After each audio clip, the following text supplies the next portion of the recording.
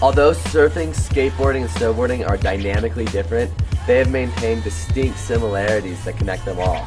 One of the common threads, besides the obvious, is the mindset of those involved in the surf, skate, and snow cultures. For instance, skateboarding was a direct influence to snowboard lifestyle.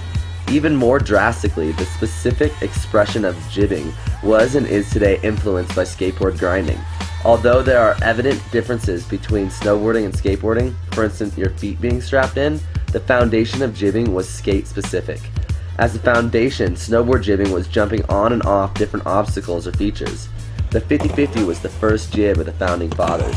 When it was understood that snowboards could behave similar to skateboards and the same rules applied, jibbing started its progression. The 50-50 was taken sideways. Board slides and lip slides were brought to jibbing features. At this point, rails were introduced to the snow.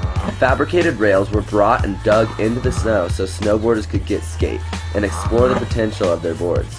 The boards started getting softer and shredders started pressing their nose and tail into the feature and sliding. Similarly to the 5-0 and the nose grind, the nose and tail press were introduced. At this time, urban jibbing was fairly common.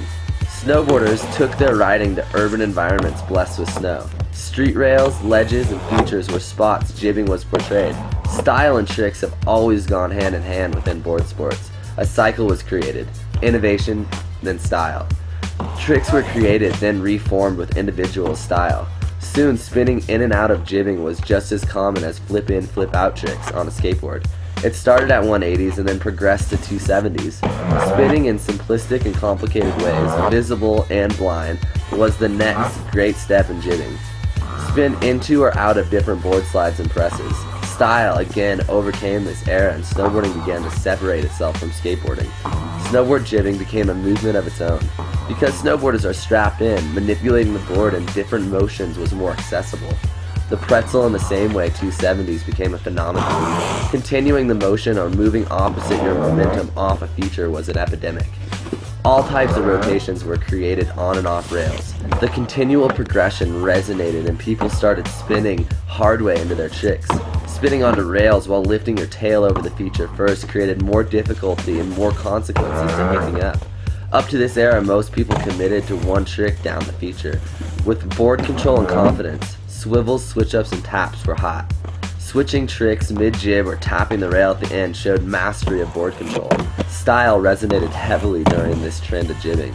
Currently, there are a few progressive jib orientations taking place. The 360 and the oppo. Spinning an entire 360 or more rotation on or off the rail into presses and slides is a current trend resonating snowboarding. This, along with doing tricks that redirect the momentum of the rider. Spinning oppo of the spin on is twisty. What deserves our appreciation the most is the mind in which we all use to express ourselves and exponentially innovate snowboarding. This is only the beginning of jibbing.